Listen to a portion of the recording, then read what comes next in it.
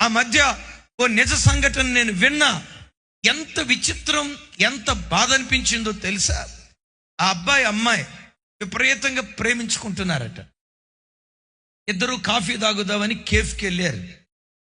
ఈ ప్రేమ పెళ్ళిళ్ళు మీకు తెలుసు కదా, ప్రారంభంలో కళ్ళు మూసినా నువ్వే, కళ్ళు తెరిచినా నువ్వే, నువ్వు లేకపోతే నేను బతకలేను అంటాడు. పెళ్ళైన సంవత్సరం తర్వాత నువ్వు లేకపోతేనే బతికేటట్టున్నాను అంటాడు. పెళ్ళికి ముందు అంటాడు నా దేవతవే, అచ్చం దేవతలా కనపడుతున్నావు అంటాడు. పెళ్ళైన సంవత్సరం తర్వాత అచ్చం దెయ్యంలాగా ఉన్నావే, లూసిఫర్ కూడా నిన్ను చూసి భయపడితే అని అంటాడు. చూసారా? ముందున్న మాటల తర్వాత ఉండో, ముందున్న మాటల తర్వాత ఉండో. దేవత అంటాడు, కళ్ళు మూసినా నీవే, తెరిచినా నీవే అంటాడు. మొత్తానికి మాటలు మాట్లాడుకున్నారు. ఈ లోపు అమ్మాయి ఏదో వాష్రూమ్కి వెళ్ళాల్సి వచ్చి ఫోన్ అక్కడ పెట్టి వాష్రూమ్కి వెళ్ళిందట. ఈ పిచ్చోడు ఆ అమ్మాయి ఫోన్ తీసుకొని నా గర్ల్ ఫ్రెండ్ నా ఫోన్ నంబరు ఏ పేరు మీద ఫీడ్ చేసుకుంది.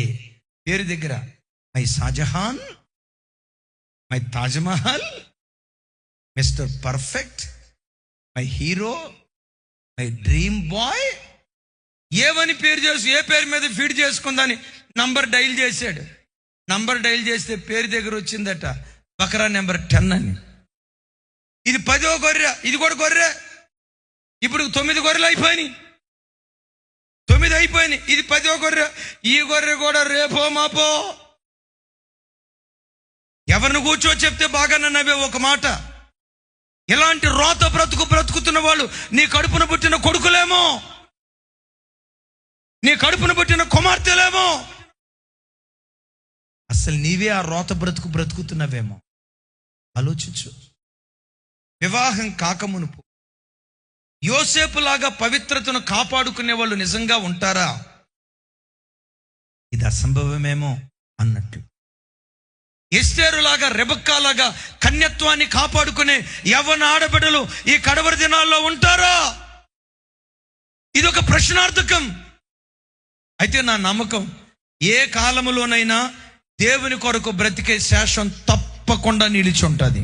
దేవుని కొరకు బ్రతికే శేషం ఏ కాలములోనైనా తప్పకుండా నిలిచి ఉంటుంది. కానీ నా ప్రార్థన ఏంటో తెలుసా? ఆ శేషము నీవై ఉండాలి, ఆ శేషము నీ పిల్లలై ఉండాలి, ఆ శేషము నీ గర్భాన పుట్టిన నీ పిల్లలైతే మాదీయ పారసిక రాజ్యంలో ఎస్తేరు నిలవబెట్టినట్లుగా ఈ తెలంగాణ గడ్డ మీద నీ పిల్లల్ని నా దేవుడు నిలవబెట్టును గాక. ఈ భరత గడ్డలో నీ కుమారులను దేవుడు నిలవబెట్టును గాక.